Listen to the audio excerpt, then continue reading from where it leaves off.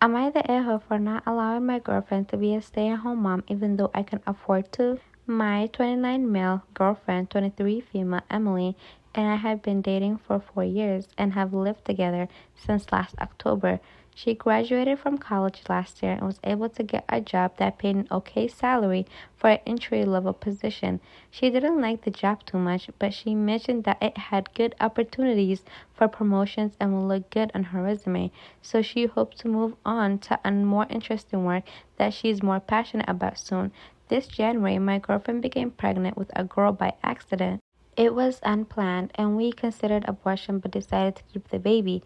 We have since been preparing for the birth. We have good relationships with both my and her parents, and both sets of parents have said they would be willing to babysit our daughter for free.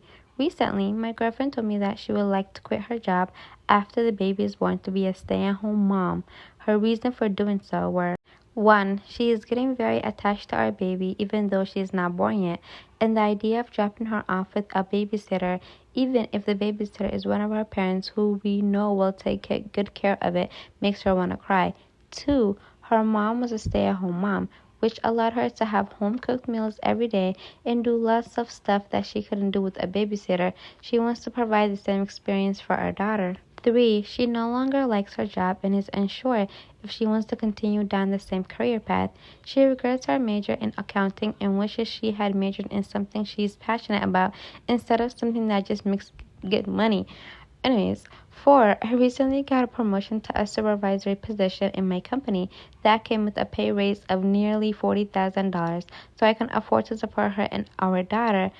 5. She didn't say, but one of her friends recently gave birth and became a stay-at-home mom, so I'm sure that influenced her decision. She also tried to convince me by saying I would get more intimacy every day now that she would have more free time and energy for intimacy, which I admit was tempting, and that she would cook all my favorite meals and do all the chores. That sounds like another full time. Like, people do understand that taking care of a baby 24 hours, cooking and cleaning, that alone is a literal job, harder than any other job. Because normal jobs, you go to work for 8 hours, work for 12 hours, you clock out, and you come home. But when you're a stay-at-home mom or a stay-at-home parent, especially if you have a newborn baby and you're expected to do all the chores and everything else in the house, that's going to be very, very, that's not relaxing. That's all I have to say. I said no for a few reasons. 1. We were planning to buy a house in the next couple of years, and with me being the only one working, that would set us back by years in getting one. 2. I grew up poor. During my entire childhood, I only went to the movie theater a couple of times because my parents could not afford to take me out to do fun stuff like that often. For example, I got a new pair of shoes once a year and bought my clothes from Walmart. More nowadays is expensive. What is he talking about? With both our incomes, we have been able to enjoy a very nice lifestyle. We both drive nice cars, go shopping or to nice restaurants or the movies regularly, and have also been on some nice trips and vacations. With only one income, we would have to curtail our spending by a lot. My girlfriend brought this up, but I don't really want to. With both of us working, we can keep our current lifestyles even after the baby. There are many things I still want to do and places I want to go to, and we would all have to put all our life plans on hold for several years since my income alone would not be enough. So we would have to wait until I got even more raises or saved for a long time. 3. I don't want the pressure of being the only person to provide for my family. 4. Most people don't like their jobs. From what she told me, she mainly just does not like her boss and finds the work boring. I don't understand how people find work boring. Like, when your job is boring, that means that's a good job. That's a job where people aren't bothering you. Anyways, my mom had to work a physically difficult job while I was, you guys, I can't talk today. While I was a baby. So compared to her and many other women, my girlfriend has it easy. Sometimes you just have to suck it up having a job you don't like. Also, while telling her no, I might have said that the reason why she was feeling so attached to the baby was pregnancy hormones and they would soon pass. So yeah, not my best choice of words. I mentioned this to my friends and my family. I've been told by some people that a true man provides for his family, and that I'm evil for wanting to separate a mother from her baby when I could afford to let her stay at home. So, am I the a-hole? Am I the a-hole for telling the boyfriend of my husband's AP that she's cheating on him? I, 38, found out my husband, 40 male, of 14 years, was having an affair with a coworker. I was utterly crushed. We had a really good relationship, and I never would have suspected that he was cheating on me.